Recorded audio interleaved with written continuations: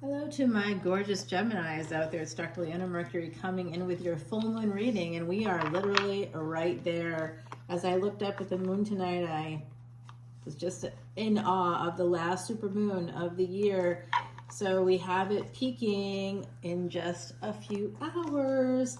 Let's see what the next 2 weeks is going to hold for you guys. This beautiful full moon reading, Gemini, you are that third house. Jupiter just left your house on October 23rd and moved into Cancer. It will be there for a hot minute before, it goes retrograde in about, 5 days from now. And Mercury goes retrograde in 4 days, so that should be fun. And Saturn will still be retrograde, and Neptune will still be retrograde. So, there's some retrograde energies at play. Coming up here, we have Mercury and Mars in Scorpio. The new moon will be in Scorpio this month as well. So here we have that energy of 8 of Pentacles. That is something about work coming through. Someone here, all right, so I'm getting bedtime boo energy here. Somebody that you might, have a situationship with, or, buddy. Someone that's, they're going to be putting on the brakes. If you guys had plans coming up this full moon with Aries, they're going to be in full, hey now, though. You know what? If they're putting on the brakes, I think they could come right into your house. I mean, maybe come into you too. I don't know. Your preference, I suppose. That's a little too much information for me to see. But they're going to be coming right in. There's an energy here of a fair energy with the 7 of Cups underneath the surface. This is what we see on the surface, and what we have coming up is what's beneath the surface. From beneath you, it devours. As we, with a lot of 8th house energy, like to say, you do not see it coming. But then when it hits you, you're like, what just happened? So this person is just making choices outside of something else. I don't know what this is, to be honest with you. This is the Emperor Aries energy. This full moon is in Vedic or sidereal Aries. It's in the first house. So there's a sense of loneliness here, of being alone, of nobody understanding you, of people just wanting to take from you and then walking away. So this energy of this Emperor coming in, Aries energy, Scorpio energy, along with Cancer. We have a lot of horses coming out too. Could be year of the horse for someone here. We just have this energy with Capricorn, the devil. This is something where this person is just really like passionate about you, perhaps, or you're passionate about them. But this is something where someone here is feeling that sense of loneliness and depression. Oh my gosh, here we go again.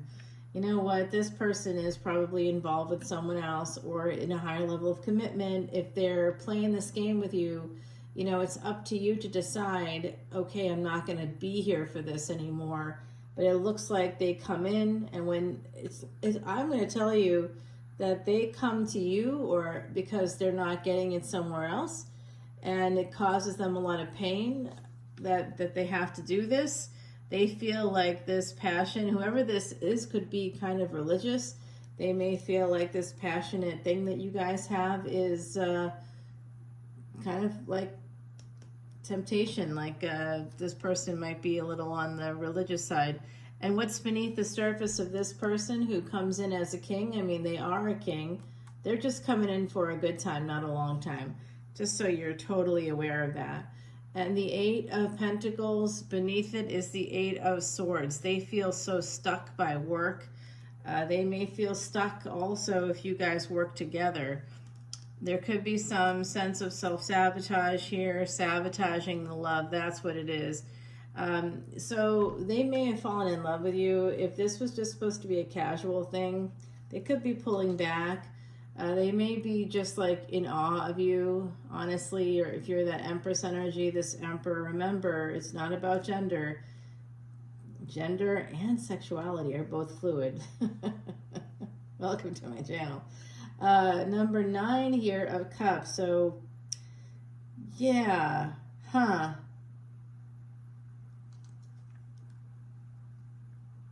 they really like you. They want to come to your house. This is love. They see that you love them at the very least, or vice versa. Okay, Gemini. If you're the person that's heading towards an Empress energy, you might notice that this Empress has a lot of love for you, and you like, be careful, because some of you looks like you could be a little bit avoidant there. This Empress, you're a little worried about what the Empress is going to say if you say no, Gemini. Here you are making that permanent decision to move towards love, watching and waiting and anticipating. I don't know what that's about, though. Like, you're watching this person, or they're watching you. The Emperor is watching the Empress. This is a relationship, Two of Cups, and there they are. Whoever this Emperor is, they're going to show up, but they are showing up as a attached person. They are healing through this relationship with you, and they may want to tell the truth. Eek. Well, we'll have to go over to the Ascendant to see more about what they're going to do. Because if this, willing entanglement, well, I guess it is an affair. All right, Gemini, what are you guys doing? I love you, Gemini. Oh, my goodness gracious. You know, in a past life, I was Gemini. How do you know? You look at your D60. You can see in the D60 chart what your past life was. And there's something special about Geminis. You know, like that Gemini energy, I feel like it's otherworldly. You know, it's a dual nature, because I think you come from somewhere else. You know, people that have that Gemini energy. And one of my very favorite people in the world, they're a Gemini Ascendant in their D9. And then I also have another beautiful friend who might be watching. Hey, Becky, if you are. My goodness gracious, those Gemini Ascendants. Oh, yes. So that's part of it. We're part of that same tribe, girl. I just love you. You know I do. Ruled by Mercury. And, of course, that's why Mercury is so important to me in this lifetime. That's why I'm Leona Mercury. Yep. You're welcome. All right, Gemini, come on over to Patreon before I mess up our reading anymore. My goodness, this full moon is right there in the cards. So if you haven't met this person yet, you will. And you might be surprised to learn that they are not as single as they kind of led you to believe. I feel like this person may have, like, I've even seen this where someone's wearing like a wedding band, and you're like, so is that a wedding ring? And they'll say, it's just too painful to take off. And it, like, there's some implication there that there's some widow or widower energies, so, you know, whoever it might be, and you're thinking that, you know, that they had this loss, but in fact, it's just that it's literally too painful to take off, because they're still quite married, and it's been on their finger for like 30 years, and they kind of can't get it off. So yeah, I'm getting a little of that energy here from this other person who I think is not you, but for some of you, it could be you. Some of you could be the married person, right? Looking at someone else like they're a hot toddy, and it's Christmas Eve, and you want to take a sip of that hot toddy. Some of you absolutely have and will and do, and you're making choices outside of another relationship. And if it's not you, okay. And by the way, I don't care if you do that. There's no judgment on my part. I'm not your babysitter. I'm not anybody's babysitter. If you're over, say, I know if you're over 18, we're considered adults, but I think that younger folks should really try for like some kind of a relationship that's, you know, meaningful, and where they can build money and also a family and get a home and all the things. And then once you've had that, and that, if that ends for you, maybe you don't want that again. That I understand. But if you're younger than, like, say 35, I hope that you're not going to allow somebody who's clearly not available to be with you.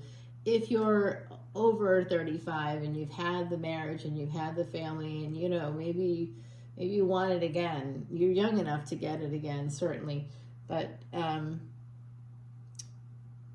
I just think that people that are like in my age group, you know, over 40, over 45, even over 50 and 60, you just, this happens a lot, because there's a lot of damaged people that end up in that age group. Okay, guys, we got to go over to before I offend anybody else, let's go over to Patreon, and I'll see you there. All proceeds go to Elephant Aid International's Elephant Refuge of North America, featured on 60 Minutes. And guys, we did this amazing thing where, you know, we donate all these monies. And today, because of this full moon, I just, and very impulsively, just gave them $500. I don't know what to say about that, but that had nothing to do with the channel. That was all me. I'm like, well, hey, hello. I don't know why I just dropped that money here. I certainly can't afford it, but it just felt like the right thing to do. And Aries has that very abrupt energy. You know, you take action, it's moving forward. I also created, like, you know, all this, I did all this stuff today that was really interesting. I haven't done it in I scheduled a surgery this week. Like, Aries energy, this full moon's gonna make you take action. So this person may take action towards you this week, Gemini. And some of you just have to be totally aware that they are totally married or totally stuck. And some of them could even say that they're stuck at work, and they may like not know what to do here, because some of them might come towards you, but it won't be like it won't be for like that romantic situation that you're looking for. It'll be a hit it and quit it situation. They gotta scratch the itch, and then they'll run back to the office. So, you know, good luck with that. That sounds fun. It's a willing entanglement, so I think you say yes. Well, guys, I love you, and I'll talk to you soon. Bye now.